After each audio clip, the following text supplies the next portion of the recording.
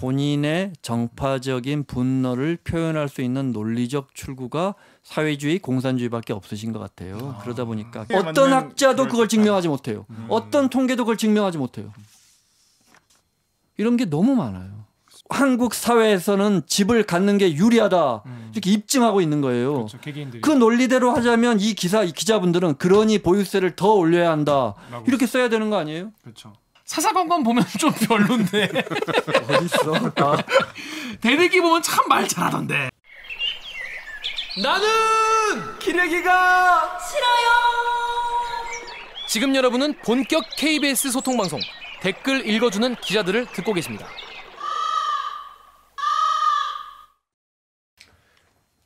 2부도 기대되신다면 좋아요 버튼을, 대들기 업로드 소식을 누구보다 빨리 확인하고 싶으시면 구독 버튼을 잊지 말고 눌러주세요. 코쿤캅 사디카 사디캅 코쿤캅. 자, 방콕으로 가는 분이 있습니다. 방콕으로 가는 사람이 있는데 누구냐? 우리 대들기 초창기부터 그렇죠. 선뜻 출연을 해주셨어요. 나루토. 그렇습니다. 나루토가 뭐야? 그치. 나루토. 그래서 나루토. 우리 경제 선생님 같은 역할을 해주는 대리기의 삼촌. 여러분이 그렇게 언제 나오나요? 무새 계속 해주셨던 우리 김원장 기자를 모시고 이런저런 고별 그리고 방송. 마지막 강의. 고별 방송. 고열 방송. 야 인사만 하고 가라 그랬잖아. 올해는 고열 방송을 이 사기꾼들아. 지금부터 시작해 보겠습니다. KBS 김원장 기자 나와 있습니다. 안녕하세요. 안녕하세요. 네, 불러주셔서 고맙습니다. 너무 달라. 아니 무슨 원고가 이렇게 길어. 자, 빨리 읽겠습니다. 자, 여러분도 자 시간이 없어요. 여러분의 시간 소중하고 김원장 기자의 시간 소중하니까. 그렇습니다. 저 이런 댓글 달았어요. 대리기 유튜브에 이근정님이 김원장 기자님 특파원 가신다는데 마지막 대리기 한 번 더 봤으면 좋겠어요. 3570 CMK님이 대리기 경제 선생님, 김원장 기자님 방송까지 마지막으로 불러주시면 안 되나요? 바뀐 부동산 정책에 대해서 자세히 듣고 싶어요.라고 말씀을 해주셨습니다. 지난번에 베네수엘라 되냐 이거 가지고 나오셨는데. 댓글 엄청 많이 달리고 조회수 엄청 많이 나왔습니다. 대리께서 인기 많은데 어떻게 생각하십니까? 어떻게 생각? 하여튼 불러주셔서 고마워요.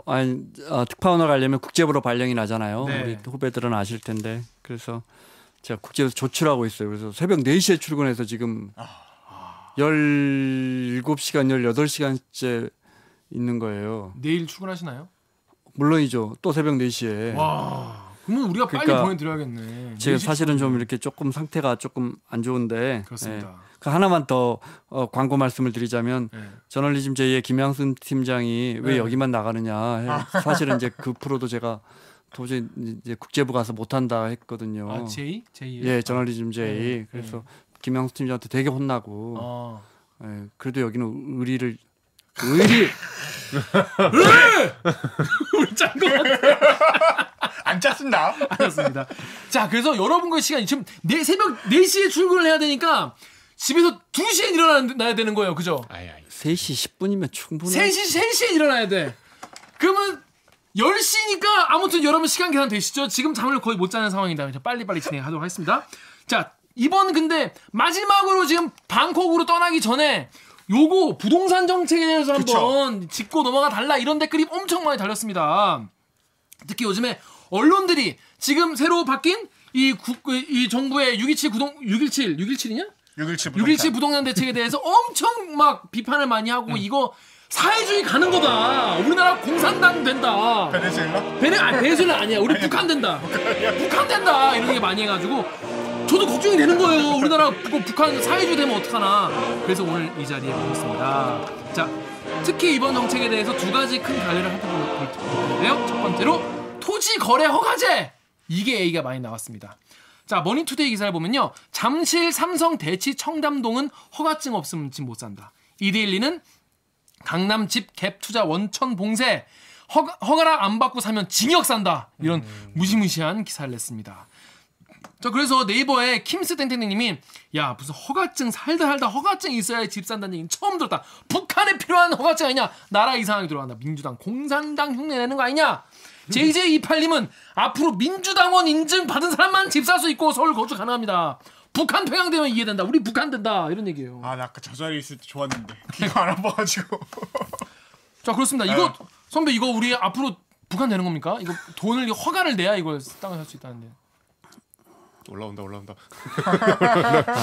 사회주의는 안 됐으면 토지거래 허가제는 이제 잠실 이 지역에 정부가 개발을 하잖아요. 그 종합운동장 밑으로 해서 거대하게 개발하면 그 개발이익이 그 지역 주민들에게 갈 거 아니에요. 마이스 뭐 그런 건가 봐요. 그래서 그러면 그 투기 세력이 들어올 수 있으니까 그 강력한 규제가 필요하죠. 어떤 규제가 필요하냐면 두 가지예요. 2년 동안 무조건 거기 살겠다고 약속해라. 집 산 다음에 그 다음에 당신이 그 돈 어디서 가져왔는지 요즘 비싼 집 살 때 대출 못 받게 하잖아요. 네. 그 돈 어디서 10억 20억 어디서 가져왔는지 혹시 아버지에게 어머니에게 불법으로 증여받는 거 아닌지 워낙 그렇게들 많이 하니까 증명해와라. 이 두 가지예요. 이 두 가지 가지면 도장 찍어주고 그럼 집 살 수 있어요. 이제 제도 이름이 토지거래 허가제라 네. 오해의 소지가 있는데 여러분 생각은 어때요? 이게 사회주의적 이게 지나친 규제 같아요? 어때요? 저는 지나친 규제라고도 볼 수 있을 것 같아요. 그런데 시장에서는 오만 규제가 다 있잖아요. 그렇죠. 네. 제가 특히 땅과 관련된 규제는 시장 경제에서 가장 많다고 여러 번 말씀드렸죠. 독일 같은 데는 아시지만 얼마 전에 기사화도 됐지만 세입자가 원하지 않으면 안 나가요. 못 내보내요. 그 박주민 의원이 얘기한 그 전세 그래 맞아요. 네, 거기는 이제 전세는 없고 월세만 있는데 법원이 허가하지 않는 이상 저 10년, 20년, 30년 그냥 여기서 월세 내고 살게. 월세도 물가 인상률 이상 못 올려요. 이런 사회주의 이게 진짜 사회주의 아니에요? 독일 사람 너무 근본이 없어. 맨하탄 사는 사람들 집값도 다 거기 다 주민들 위원회 자치단체에서 집값 인상률을 조정해 갖고는 통보한다고요. 빨갱이들. 근데 이제 이름이 이제 토지 거래 허가제다 보니까 그렇죠. 이게 우리가 이제 북한에 대해서 배울 때 그렇죠. 뭐 이사의 자유가 없고 막 그런 얘기 하잖아요. 네. 주거의 자유가 없다고 해서 네. 허가를 받아야 된다 북한에서. 그러니까 이제 북한을 사람들이 떠올려가지고 이제 이런 식으로 얘기를 하는 것 같은데 또 이거를 통과되면은 이런 토지거래 허가제가 더 늘어나면은 서울은 결국 정부가 형평성에 사람만 할 수 있는 게 아니냐 이런 얘기 하는 거예요. 그러니까 좋은 규제가 아니에요. 급하니까 나온 규제죠. 규제는 다 안 좋은 거예요. 왜냐하면 형평성에 문제가 있잖아요. 그 전에 집을 산 사람과 지금 살려는 사람에게 형평성에 문제가 있잖아요. 하지만 제가 여러 번 말씀드리지만 시장에서 어떤 부분에 대해서 부작용이 생기거나 외부 효과가 생기면 정부는 원칙을 새롭게 만들어야 돼요. 그걸 규제라고 한단 말이에요. 노태우 대통령 때 그 이른바 유명한 부동산 3법. 주택이 부족하고 집값이 올라서 전세값이 올라서 뭐 가장들이 자살을 하니까 나온 법들인데 토지 소유 상한제가 있었어요. 가구당 200평 이상 소유 못 해요. 야, 이거 진짜 그건 진짜 사회주의. 김규하 200평 이상 주택을 소유하지 마. 지금 190평만 있어도 정말 행복할 것 같다. 그러니까 정말 23평도 못 구해서 지금. 그러니까 경우에 따라서 시대에 따라서 지역에 따라서 상황에 따라서 규제가 필요한 거죠. 규제가 좋은 건 아니지만 노태우 전 대통령을 사회주의자라고 할 수는 없잖아요. 그렇죠? 노태우 대통령은 사회주의는 아니죠. 군인이죠. 그렇습니다. 근데 중앙일보에 보면은 네. 중앙선대위에서 중산층 가는 길까지 막는 부동산 대책. 네. 이 정부가 우리 서민들을 중산층으로 못 가게 하고 있다는 거예요. 그러면서 이런 얘기를 합니다. 언론 보면 이런 얘기가 나오는데 이런 방식으로 잃는 게 더 많다. 오히려 정부가 여기는 집값 오르는 데야. 야 여기에 투자해라고 투기를 오히려 부추기는 네. 거다. 이런 얘기도 합니다. 틀린 말은 아닌데 제목이 누가 봐도 그동안에 정파적이고 그다음에 부추기죠. 부유층, 중산층, 서민들을 나눠서 어느 특정 계급을 위하는 척하면서 갈등을 부추기는 게 아닌가 저는 그런 우려가 들고 아니, 이렇게 하면 오히려 또 언론이 부추기기도 해서 진짜로 사람들이 진짜 지금 잠실 사면 좋은가 하고 더 사고 싶어지는 게 사람의 마음이잖아요. 그런데 인류가 경험해보지 못한 초저금리 시대가 됐고 거기다 재정까지 풀고 있잖아요. 그러니까 그러면 시장에 돈이 풀리는데 이자가 낮아. 그럼요. 네. 그러면 그 중에 상당 부분은 부동산 시장으로 들어올 텐데 특히 우리나라는 부동산에 대한 믿음이 강해서 그럼 어떻게 할까요? 그럼 중앙일보가 좀 대안을 줘보세요. 단기 처방이 좋은지 안 좋은지 모르겠어요. 저는. 요거 사설 보시면 아시겠지만은 대안은 안 써 있어요. 그러니까 이게 집권 정부 정책만 내놓으면 노무현 정부 때도 마찬가지였거든요. 집값을 못 잡았죠. 그것 때문에 정권 뺏겼잖아요. 근데 전 831이든 무슨 대책을 내놓으면 대책 내놓기도 전에 그냥 정파적으로 해석하고 진영 논리로 해서 그 대책은 무조건 안 좋다고 해버려요. 그러면 거기에 저 부동산 투자하려는 사람들 마음은 혹하고 또 집이 없는 사람은 더 속상하고 맞아요. 집값이 올라가니까. 진짜. 근데 이런 언론 이런 비판도 필요하지만 진짜 어떻게 할 것인가 좀 진지한 토론의 장을 좀 마련하는 것도. 진짜 좀 대안을 마련했으면 좋겠어요. 주로 이제 경제지나 이제 조중동의 이런 이제 보수 언론에서 내놓는 그 대안은 뭐냐면 공급을 늘려야 한다라고 네. 꼭 마지막에 써요. 네. 네, 그런 얘기를 해요. 아, 좋은 지적이에요. 가장 큰 물줄기예요. 부동산 시장의 여러 논쟁 중에 왜 규제를 해가지고 공급을 막아놓으니까 집값이 올라간다는데 그럼 뭐 제가 이야기 드리면 한도 끝도 없어지지만 일본보다 우리가 더 빠르게 인구가 줄고 있잖아요. 맞아요. 일본 같은 경우에는 뭐 다마 신도시라든지 그래서 지난 20-30년 동안 급속하게 지었던 집들이 엄청 수요가 높아지고 집값이 올라갔다가 한 20여 년 전부터 식기 시작해서 지금 이제 공동화 와장창 급기야 지난 몇 년 동안은 이제 빈집화되고 있어서 유령 도시가 사람들이 전부 우리로 따지면은 뭐 동탄, 오산, 뭐 광교 이런 신도시들이에요. 선배 이렇게 집어준 거기 주민분들 불안해해요. 아니 근데 그게 현실이에요. 저는 네. 이제 거기까지 무너지지 않고 그 외곽부터 무너질 거라고 생각하는데 그것보다 더 빨리 인구가 줄고 있는데 그러면 사람들이 공평하게 청주도 줄고 도곡동도 줄고 광교도 줄고 판교도 줄까요? 저는 그렇지 않을 것 같아요. 더 집중화되지 않을까요? 도심으로. 그렇죠. 더 서울로 더 강남으로. 그런데 계속 지어라. 그래서 우리 국민들이 강남의 수요가 줄어들까요?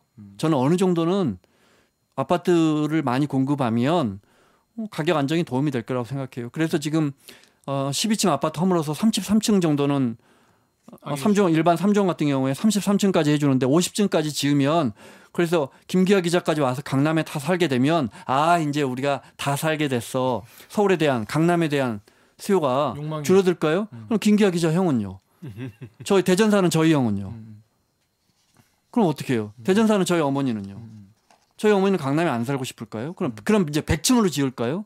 그러니까 공급론이 틀렸다는 건 아닌데 그건 이것도 해보고 저것도 해보고 실제 주택 공급은 서울에서 계속 늘어나고 있잖아요. 그렇죠. 계속 짓고 있죠 지금. 계속 늘어나고 있어요. 왜냐하면 재건축하면 순중이 25%에서 30% 정도 된단 말이에요. 네.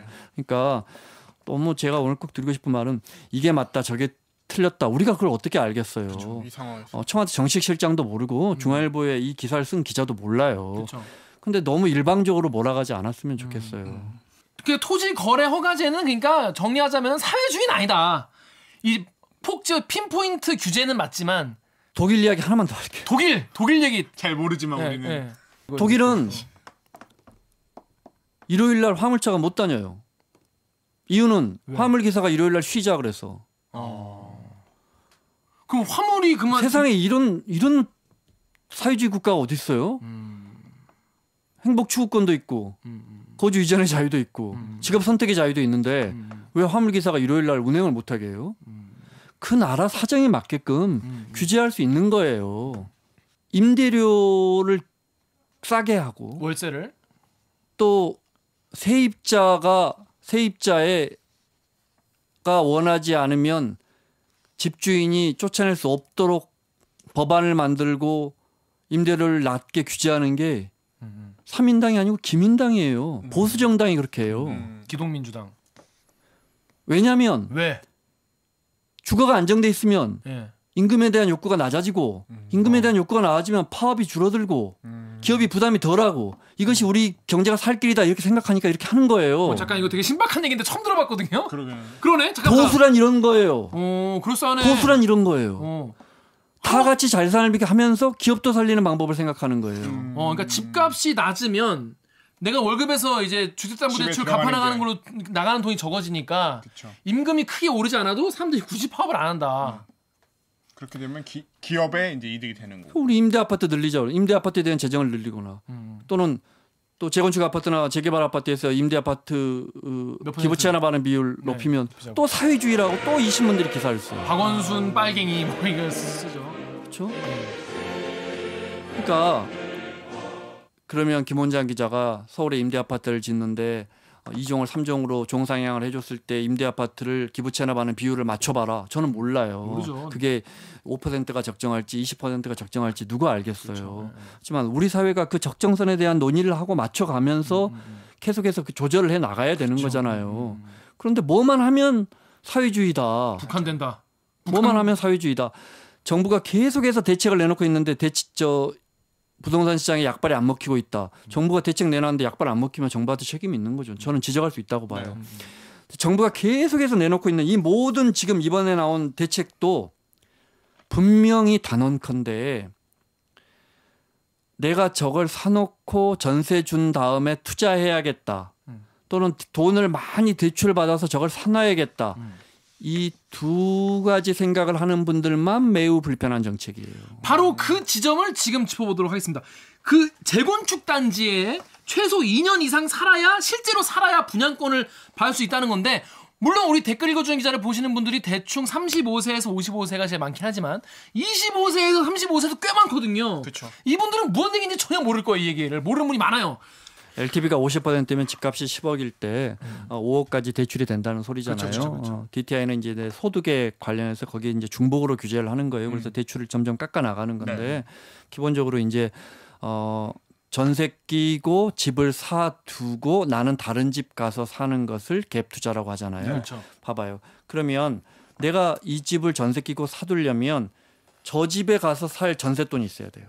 이번 규제로 그걸 막았어요. 제가 A라는 집을 전세 끼고 은행 대출을 받았고 살 때 너가 다 그 집에 들어가지 않으면 그 대출 바로 갚아. 그리고 추가로 다른 집 가서 전세 살려고 전세돈 절대 못 빌려줘가 이번 대책이에요. 네. 그렇습니다. 갭 투자를 잡으려는 게 정책의 핵심. 계속해서 갭 투자를 잡으려고 해요. 네. 자, 그런데 이제 이거에 대해서도 중앙일보가 요런 기사 썼습니다.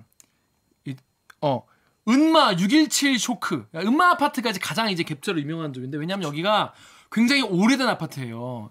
굉장히 오래된 아파트인데 재건축 해야 된다 하는데 아직까지 재건축이 안 되고 있습니다. 아직 조합도 아직 안 생겼는데 이 아파트가 대표적으로 갭 투자를 되게 옛날부터 많이 해온 그런 아파트예요. 상징적인. 상징적인 아파트죠. 그래가지고 617 쇼크 328가구를 가구는 새 아파트 못 받는다, 이런 제목인데, 네. 예. 왜 그래서 328가구예요? 여기가 재건축 추진 중인 집을 임대주택으로 등록한 임대주택 사업자분들이 계시다는 거예요. 네. 이 중에서 이분들이 날벼락을 맞아가지고 이분들은 옴짝달싹하지 못하고 재건축 새 아파트를 분양받지 못한다고 합니다. 네. 전체에서 한 10% 정도가 딱 하면은 임대주택. 그래서 아파트는 비싸가지고 여기에 실제로 사는 분들이 별로 없고 나갔기 때문에 전세를 주고 자기는 전세가 빼고 나머지 돈만 가지고 여기를 사서 본인은 다른 데 살고 계신 분이 되게 많은 그런 단지입니다. 음마 아파트가. 이 논란의 핵심은 실거주를 2년 이상 하지 않으면, 그렇죠. 그러니까 예전에 6개월 살고 그 뒤에 내가 1년 6개월 또 살았으면 상관없어요. 합쳐서 연속해서 살 필요 없어요.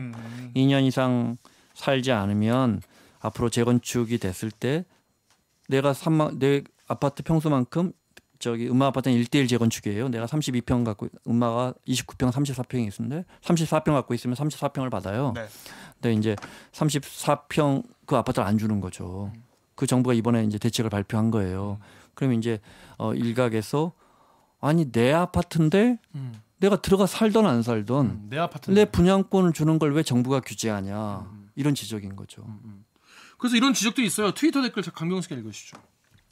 트위터의 CKJYHW님께서 재건축 2년 거주해야 조합원 입주권 자격이 주어지는 건 좀 심한 것 같다. 자기 집인데 실거주하지 않는다는 이유로 재건축 조합권을 안 준다면 나 같아도 억울할 것 같은데. 또 다음에 경월선사님께서는 2년 거주?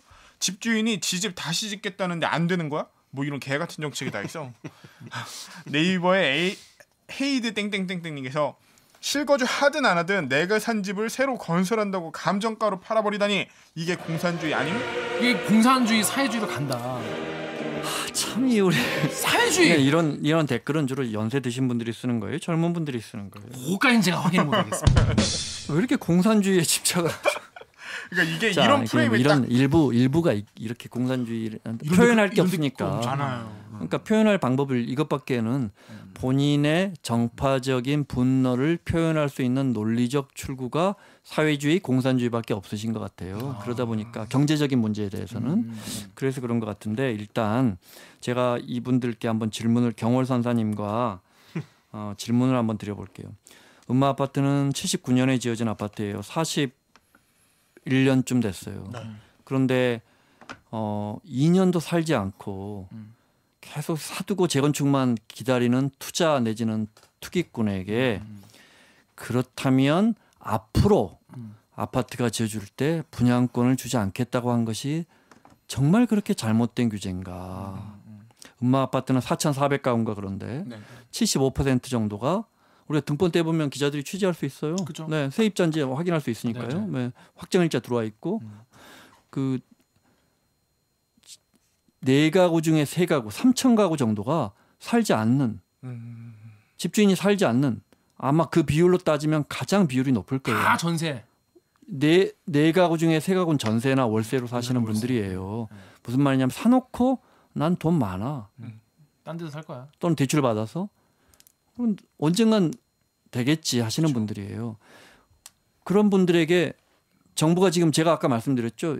계속해서 하는 말, 집 살 경우 본인이 사서 들어가세요라는 시그널을 똑같이 그 연장선상에서 주는 거예요. 그러면 앞으로 어떻게 하면 되느냐? 올 12월 조합 설립 신청 단지부터거든요. 그러니까 예를 들어 내년 6월에 제가 볼 때 내년 6월도 택도 없어요. 그런데 음마 아파트 주민들이 어떻게 하고 조합 설립 신청을 해서 조합이 설립됐어요. 그럼 이제 그 대상 단지가 되는 거죠. 그러면 들어가서 살면 되잖아요. 2년 살면 돼요. 2년 살면 돼요. 난 정말 싫어. 음마 아파트가 거주 여건은 진짜 지방에 2억 아파트만 못 하거든요. 너무 노후화돼가지고 뭐 난간도 떨어지고 집주인들이 잘 고치지 않아요. 재건축하려고 빨리 허가를 받으려고. 그런데 나 정말 거기 들어가기 싫다? 그럼 지금 집값 많이 올랐잖아요. 팔면 돼요. 근데 여기 보면 감정가로 팔아버리다니 누가 그래요? 내가 팔면 돼요. 내가 팔면 돼, 그 전에. 누가 어느 조합이 이걸 강제로 팔아요. 맞아요. 안 그렇고 내가 들어가서 살면 돼요. 2년. 그래서 받으면 돼요. 저는 늘 말씀드리지만 이 규제도 안 했으면 좋았을 텐데. 그런데 왜 이런 규제까지 나올 만한 시장 상황이 그렇거든요. 그러니까 지금 시장 상황이 이런 규제가 나올 수밖에 없는 것으로 정부가 판단했다. 그 옆에 아파트에서 제가 기자라면 이런 기사를 쓰겠어요. 그 옆에 아파트에서 예를 들어 레미안 대치팰리스 그 청실 바로 옆인데 거기는 왜 재건축했는데 거기는 2년커녕 한 달도 안 산 사람들이 들어가가지고 지금 저렇게 잘 살고 있느냐. 그 형평성 그 기회비용의 차이는 어떻게 보상할 것이냐. 규제라는 건 이런 정부 정책이라는 건 이런 기회비용을 동반하는 거예요. 내일부터 자동차 사는데 부가세 깎아줍니다. 정부가 6개월간 한시적으로 이런 정책 쓰잖아요. 아이씨 나 지난달에 아반떼 샀는데. 그치. 이런 기회비용과 형평성의 문제점을 정부 정책은 항상 수반해요. 규제를 하면. 그렇죠. 마찬가지로 그런 걸 지적하면 모르겠는데 정말 이게 나쁜 건가? 이 제도가 나쁜 것처럼 느껴지세요? 40년 된 아파트에 2년도 살지 않은 분에게 새 아파트 분양권을 주지 않는다. 여러분이 한번 판단해 보셨으면 좋겠어요. 그 이 재건축에 대해 기본 개념도 없는 분도 계실 수가 있어요. 그러니까 왜 낡은 아파트를 그렇게 사두냐? 왜냐하면 낡은 아파트를 내가 사놓으면 이 상태에서 이게 내가 여기 안 살고 나는 좋은 데서 살면서 돈이 난 너무 많아. 근데 난 돈을 더 벌고 싶어. 그래서 근데 재건축 대상이 될 것 같은 굉장히 낡은 아파트 사놓으면 이걸 이제 부시고 이제 새 아파트를 세핑을 짓는단 말이에요. 높게. 그럼 여기에서 내가 이걸 한 10억 정도에 샀는데 여기에 새로 짓는 아파트에 몇 평을 주면은 거의 훨씬 더 비싸게 이게 집을 구할 수 있으니까 내가 이걸 투자 개념으로 사놓는 어른들이 많은 거죠. 돈 많은 분들이 많은 거죠. 그러니까 이런 분들 이거 여기저기 갭 투자를 많이 사놓으신 분들이 많더라고요. 그래서 한 군데만 재건축되면은 막 다 돈을 많이 버시고. 우리 주택시장은 아주 특이해서 30년 된 아파트를 허물잖아요. 40년 된 아파트를. 선진국은 그렇게 하지 않는데 뭐 그러면서 헌집 줄게 새 집을 공짜로 다오. 그것이 이제 1000가구를 재건축하면 1200가구 정도가 생겨서 그렇죠. 200가구가 순증하면 조합원들이 이 200가구를 일반 분양해서 팔아서 그 돈으로 내 건축비를 충당하면서 내가 새 아파트를 받는 그러면서 그동안에 안 썼던 용적률까지 써버리는 대지저금통을 탈탈 털어서 33층까지 올려버리는 시스템이에요. 그러다 보니까는 투기가 끼어들기에 매우 좋은 조건인 거죠. 자, 그런데 이런 기사도 있었습니다. 이거 문재인 정부의 이 정책 때문에 세입자들이 피해본다. 이 서민들이 피해를 본다. 조선비즈에서 집주인이 나가라고 할 것 같나요? 토지 거래 허가 첫날 서글픈 강남 풍경이라는 기사 썼는데 첫 문장이 오늘은 집주인이 세입자를 내보낼 것 같냐고 묻는 임차인들, 그러니까 세입자들의 전화가 계속 오네요. 그럼 저는 그럴 가능성이 크다고 하죠. 그리고 한국경제 기사는 집주인 전화에 가슴이 덜컥 맹모 은마 전세 사이도 옛말이라는 기사예요. 그러니까 뭐냐면 은마 아파트에 살고 있는 사람들 중에서 내가 지금 돈이 여기 은마 아파트 살 돈은 없는데 전세로 여기에 들어와서 여기 학군이 좋으니까 고등학교 1학년, 초등학교 5학년 두 자녀와 대치동 은마 아파트 살고 있는 김모 씨가 집주인이 이 문재인 정부의 이 공산주의 정책 때문에 내가 재건축 때문에 2년 들어가 살아야 되니까 나가라는 전화를 받았다는 거예요. 와, 이거 하늘이 무너진다는 거죠. 이러면 애들 고등학교를 졸업을 못 시키는 거예요, 여기서. 그쵸. 근데 집주인은 내가 아들한테 증여를 해주고 실거주를 시키겠다는 겁니다. 그래서 여기 세입자로 들어와 있는 김 씨가 이게 남의 일이 아니구나. 그래서 주변 아파트의 전세값은 못해도 10억 원대. 5억 정도 전세로 살면서 대치동 학원가를 가깝고 편하게 누릴 수 있는 아파트가 은마뿐인데 나 이거 다세대 주택이라도 알아봐야 되는지 너무나 걱정이 많다. 이런 기사를 썼어요. 자, 요거 세입자들이 지금 그래가지고 뭐 주변으로 지금 다 지금 빠져나가게 돼서 주변 전세값이 다 오른다 지금 세입자들 힘들게 만드는 정책이다. 이런 기사가 나왔습니다. 이런 사례가 있긴 있을 것 같아요. 많지는 않을 것 같고 사실은 재건축 아파트 가면 특약이라고 해서 만약에 재건축 될 때는 이제 나가주세요 하면 이사 비용까지 저 조합해서 줘요. 그러니까 세입자가 크게 손해는 보지 않아요. 그런데 이제 뭐 어떤 언론을 보니까 방빼 이래가지고 정부가 2년 동안 살아라 했으니까 전화 와서 방빼 아니 임대차 계약서는 왜 있어요? 그 말도 안 되는 거죠. 근데 이제 그 기사를 자세히 봤더니 그런 특약 조건을 이용해서 나가라고 한다는 거예요. 말이 돼요? 지금 음마 아파트는 재건축 상황도 아니잖아요. 조합이 아직 있지도 않다니까요. 아직 음마 아파트는 아직. 재건축 조합 추진이 단계인지도 모르겠어요. 추진은 있나? 그 2072년 기사를 보면은 그때 재건축 2000 통과됐다고 2072년에 나온 기사입니다. 거기 이제 원로 가수 아이유 씨가 축하 공연을 한다는 그런 기사 보신 적 있으세요? 아니 음마 아파트도 재건축은 돼야죠. 죄송합니다. 돼야죠. 주민들이 재건축은 그 죄송합니다. 재산권이니까 그런 기사를 봤어요. 재건축은 돼야 하는데 네. 이렇게 어떤 특정 사례를 가지고 가장 마치 서민들을 위하는 것처럼 하면서 서민들의 주거권에 대해서는 이 신문이 과연 그동안에 어떤 관심을 가졌나. 네. 단언컨대 집주인의 권리도 전 중요하다고 봐요. 단언컨대 집주인의 권리만 수십 년간 외치던 신문이 집주인과 건설사 네 어느 날 이런 정책이 나오면 서민들을 위하는 것처럼 갑자기 피눈물 서민들의 눈물. 그다음에 그 사례의 계량화 우리가 기사 쓸 때 가장 중요한 이 사례가 얼마나 일반화돼 있는가 얼마나 대표적인 통계적으로 얼마나 이게 심각한 문제인가는 입증할 수가 없어요. 중개업소 아저씨한테 들은 이야기 특정한 사례를 가지고 정파적으로 특정 정책을 공격하기 위해서 예를 들어 제가 출입기자하면서 수도 없이 목격했어요. 종부세를 올렸더니 집주인들이 전세값을 올린다. 서민들의 눈물. 정부 종부세 결국 서민들에게 직격탄. 서민들 생각하는 것처럼. 그러면 집주인이 원하면 월세는 아무 때나 올리는 거예요. 그럼 안 되죠. 그럼 되는 거예요. 안 되죠. 시장 경제가 그런 거예요. 그러면 브라보콘도 내일부터 한 4,000원으로 올리면 되는 거예요. 정부가 법인세를 올리면 화가 나가지고 브라보콘 만드는 신라면 만드는 회사에서 농심인가요? 어디예요? 농심에서 신라면을 2,000원으로 올려버려 하나에. 화가 나서 정부가 법인세를 올려서 그럼 2,000원에 팔려요? 안 팔리죠. 시장 경제가 그래요? 그렇지 않죠. 맨날 시장 경제 이야기하는 사람들이 시장 경제를 부인해요. 아니 집주인들이 화가 나서 종부세 정부가 부과한다고 해서 월세를 올리면 월세가 올라가요? 아니죠. 다른 데 가지 뭐. 시장이라는 게 그렇게 간단한 문제예요. 그러니까 근거도 없이 그렇게 써요. 지금도 마찬가지. 정부가 공급을 억제하면서 집값을 잡기 위해서 재건축을 규제하다 보니 매매 시장을 포기하고 전세 수요가 늘어서 전세값이 올라간다. 그럴듯하지 않아요? 네, 그렇습니다. 10년 전에도 결국은 근거 없는 이야기로 논란이 됐던 건데 또 다시 등장했어요. 보세요. 100명이 시장에 있어요. 네. 50명이 전세 시장에 있어요. 50명이 매매 시장에 집을 가지고 있어요. 50명 중 상당수가 집을 사고 싶어 했어요. 정부가 규제가 심해져서 이 50명이 집을 사는 걸 포기했어요. 그러면 전세 수요가 높아지겠죠? 그렇죠. 안 그래요. 이 50명 아니, 이미 전세 살고 있는데요. 이 50명은 어디 텐트에 살고 있나요? 대학 기숙사에 있나요? 이런 경우가 있죠. 아니에요. 새로 결혼해서 신규로 전입하는 사람들 중에 네. 집을 사려고 했는데 정부의 규제 때문에 네. 전세를 선택하면 네. 한 명이 더 돼서 51명이 되면서 전세 수요가 높아지면서 전세값이 오를 수 있잖아요. 이렇게 주장할 수 있죠. 네.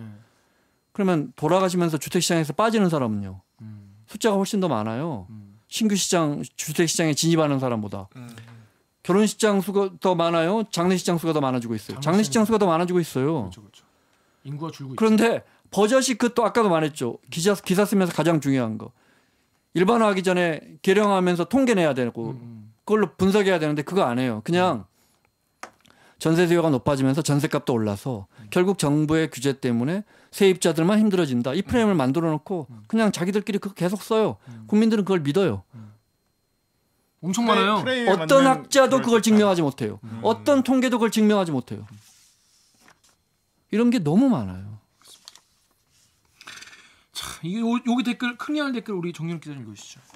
클리앙의 바오님이 지금 안전진단 같은 거 하는 거 같은데 집주인이 여기 산 적 없는 분이에요. 보유한 지 오래됐는데 주인은 대치동에서 좋은 아파트 사시는데 재건축 아파트 받으려면 2년 실거주 의무 생겼네요. 이분들 실거주 요건 채우시려면 저희는 내년에 계약갱신 못할 듯요.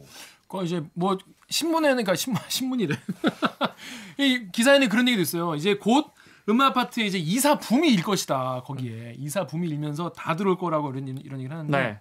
과연 이게 진짜 이게 뭐랄까 저는 그런 생각이 들었어요. 이게 뭔가 오랫동안 지속되어 온 관례다 어떤 뭐 적폐라고도 표현을 하는데 뭔가 어떤 시장이 좀 왜곡되어 왔던 거잖아요. 사실 이거를 어떻게 좀 고쳐보겠다고 막 어떤 걸 내놓으면 당연히 누군가의 고통과 이런 거는 수반될 것 같아요. 근데 이제 그거를 딱 집어가지고 그게 마치 전부인 것처럼 포장하는 그래요. 문제인 거죠. 네. 이런 사례가 있을 수 있을 것 같아요. 물론 있을 수 있을 것 같아요. 재건축이 조합이 설립되고 재건축까지 평균 걸리는 시간이 9년이 넘어요. 근데 웬만하면 뭐 빨리 추진된다고 보면 착공까지 뭐 4년, 5년에도 될 수 있다고 봐요. 그러니까 그 안에 들어가서 2년을 채우면 되니까 내년, 내후년, 3년 후라도 조합이 진짜로 설립이 된다면 집주인분들이 들어가서 살려고 하는 분들이 있을 것 같아요. 그러면 이제 세입자는 나와야 되니까 어떻게 보면 이 정책의 피해자라고 하는 말이 거짓말은 아니죠. 그런데 제가 드리고 싶은 말은 이 언론들이 정말로 그렇게 세입자를 오래전부터 걱정해 오셨는지 뭐 물어보고 싶어요. 그렇습니다. 아무튼 이 부동산 보도 같은 경우에 진짜로 확 관심을 갖게 되는 시기가 인생에서 한번 오는 것 같아요. 이게 늘상 관심 있는 기사가 아니라 젊은 사람들, 예를 들어 젊은 사람들도 뭐 통일 뉴스에 관심이 있을 수 있고 뭐 다른 경제 뉴스에 관심이 있을 수 있는데 부동산 뉴스 같은 경우에는 집을 내가 사보거나 내가 어떤 집을 구해보거나 이런 경험을 딱 하면 그때부터 확 관심을 갖게 되는 약간 독특한 스타일의 뉴스인 것 같은데. 근데 제가 이 이야기는 꼭 하고 싶어요. 오랫동안 부동산을 출입했던 기자로서 기사를 쓰면서 너 집 없지? 이런 놀리는 기사 쓰면 안 돼요. 자극하는 기사 쓰면 안 돼요. 1억 껑충 이런 기사들. 그러면서 특정 정책을 공격하고 집 있는 사람과 집 없는 사람과의 위화감을 구축하는 이런 기사들이 난무해요. 난무해. 근데 왜 이렇게 정파적으로 접근할까? 집 문제에 대해서 우리 모두에게 중요한 문제잖아요. 좀 그러지 않고 다 같이 대결을 해법을 찾는 그런 기사들로 고민해봤으면 좋겠어요. 제가 잠을 오랫동안 못 잤더니 좀 정신이 하나도 없는데 불과 몇 달 전까지 보유세 논쟁 저도 나와서 이야기했었죠. 네네네. 보유세 논쟁할 때 보유세 때문에 그러니까 재산세와 종부세 때문에 허리가 휜다. 집 가진 게 죄인이냐 프레임으로 기사를 썼잖아요. 네네네. 허리가 휘고 집 가진 게 죄인인데 왜 다시 우리 국민들은 집을 또 살려고 할까요? 뭔가 하는 거짓말이죠. 허리가 휘고 집 가진 게 죄인이라는데 왜 집을 살려고 해요? 우리 사회가 보유세가 그렇게 급격하게 오름에도 불구하고 집 가진 것이 이익이다라고 시장이 판단하고 있는 거예요. 그렇죠. 그 말은 곧 지금 이 상황으로만 보면 보유세가 낮다는 것을 시장이 증명하잖아요. 그 신주단지 떠받들듯 하던 시장이 한국 사회에서는 집을 갖는 게 유리하다 이렇게 입증하고 있는 거예요. 그렇죠. 개개인들이. 그 논리대로 하자면 이 기자분들은 그러니 보유세를 더 올려야 한다 이렇게 써야 되는 거 아니에요? 그렇죠. 반 거꾸로 됐네. 그렇잖아요. 네. 그런데 갑자기 이제 세입자를 생각하면서 아유 세입자분들 어떻게 하나 이런 논조로 나오니 이 대리기 시청자분들이 앞으로 이제 선배가 계속 나올 일이 좀 없으니까 이제 가 계신 동안은 이 부동산 기사를 앞으로 읽을 때 어떻게 봐야 된다. 이런 혹시 좀 팁 같은 게 좀 있을까요? 부동산 기사를 읽을 때 어떻게 보는 게 그러니까 온 국민이 부동산 때문에 너무 힘들어해요. 네. 특히 그 주택 열차를 타지 못한 사람들은 맞아요. 집값이 너무 많이 올랐잖아요. 그러니까 국회의원 제가 만나본 국회의원분들 중에도 에이 내가 집을 못 사갖고 말이지. 국회의원도 집 있는 사람 집 없는 사람으로 나눠지고요. 기자도 집 있는 기자, 검사도 집 있는 기자, 의사도 집을 산 우리 사회가 이것 때문에 불평등이 심화됐어요. 자산 불평등이. 그런데 자산 가치라는 걸 길게 공부해 보면 과연 이게 오래 유지가 될까? 뭐 그렇게 그 이야기를 하면 한도 끝도 없지만 너무 이렇게 언론의 정파적 시각에 매몰돼. 근데 이건 언론 소비자의 탓이 아닌 것 같아요. 제가 볼 때는 진짜 매일같이 어느 연예인이 어느 개그맨이 어느 건물 사서 월세 얼마를 받는다. 대박 집값이 났다. 2배가 됐다더라. 진짜 연예 뉴스도 그죠? 연예 왜? 뉴스도 그런 거 써. 그러다 보니까 우리 국민 모두가 제가 말씀드렸잖아요. 우리 국민 모두의 궁극의 꿈이 건물주야. 축구 선수도 건물주, 의사도 건물주, 국회의원도 건물주. 우리 사회의 꿈이 제일 마지막 위에는 내가 원하는 꿈을 이룬 다음에 그 다음 꿈은 건물주. 갓물주니까. 언론이 계속 이걸 부추겨요. 그죠? 자, 그렇습니다. 언론 소비자의 탓이 아니라 언론 탓이기 때문에 언론들이 고쳐야 되는데 언론들이 고치겠습니까? 절대 안 고칠 것이다라고 제가 확신하기 때문에 우리 언론 소비자들이 좀 더 정신 바짝 차리고 기사를 보고 네. 주변에서 그런 얘기를 하면은 그거 네가 낚이는 거다라고 또 얘기를 많이 해주셔야 돼요. 예. 그건 네가 언론의 프레임에 그거 증거 있어? 근거 있는 얘기야라고 다시 한번 물어보시고. 온 걸 보니까 이거 오늘 되게 재밌는 이야기 하려고 했었는데 이건 내가 무거운 이야기였구나. 아니, 재밌는 얘기 많이 했습니다. 아무튼 그래서 앞으로 이제 원장 선배가 떠나가지고 참 저희가 이런 거를 이런 이슈가 있을 때 어떻게 할 눈앞이 캄캄한데 아무튼 가시는 분은 가셔야 되니까. 자 그래서 셧다운돼서 공항이 닫혀 있어요. 지금. 아무튼 그 전까지는 나온다고 합니다. 자 우리 댓글 읽어주는 기자들 시청자 여러분이 특별히 사랑하는 기자죠. 우리 김원장 기자에 대해서 마지막으로 댓글 남겨주신 게 있어서 저희가 요거 딱 물어보고 이따가 3시에 일어나서 출근하셔야 되니까 지금 곧 보내드리도록 하겠습니다. 자 루리앱의 TFVSD62님이 사사건건 보면 좀 별론데 어딨어? 대들기 보면 참 말 잘하던데. 그리고 덕후의 이명님이 김원장 아저씨 대들기 나온 거 다 귀여워. 이명 다른 방송도 봐봐. 사건에서는 엄청 자제했다는 게 느껴지라고 하셨는데 자 그동안 대들기에서만 이렇게 날라다니셨던 이유 해명해 주시죠. 아니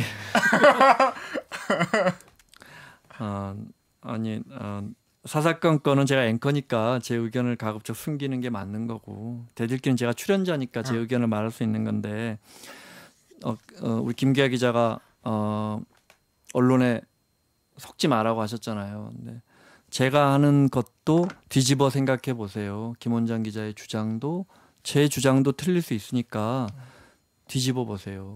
그러려면 또 우리가 시각을 좀 넓게 하고 공부도 좀 많이 하고 또 특정 플랫폼만 의지하지 않고 그래서 김 원장 기자의 의견이 참 좋다 이렇게 생각해 주시는 것도 고맙지만 그런데 나는 이렇게 생각해. 저 사람의 논리도 맞지만 그 논리를 통해 난 이걸 배웠는데 알고 보니까 이렇더라 하고 그분의 경제적 마인드가 더 저보다 한층 더 깊어졌으면 좋겠습니다. 그렇다고 합니다.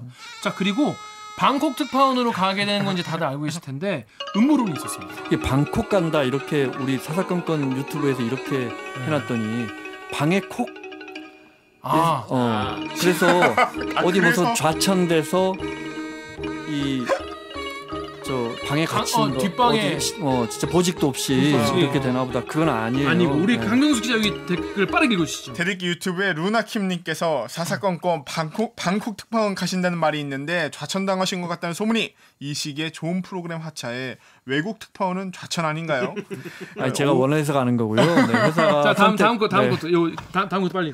오르와 이군님께서 싹훈 김 원장님 왜 방콕으로 간답니까? 혹 좌천입니까? KBS 내부에서 무슨 일이 있는지는 모르겠지만 누가 봐도 이해가 안 가는 일 아닙니까? 좌천이면 대들기 다음 회에서 김기아 기자님이 오른쪽 눈 2번 비비고 헛기침 한번 해주세요.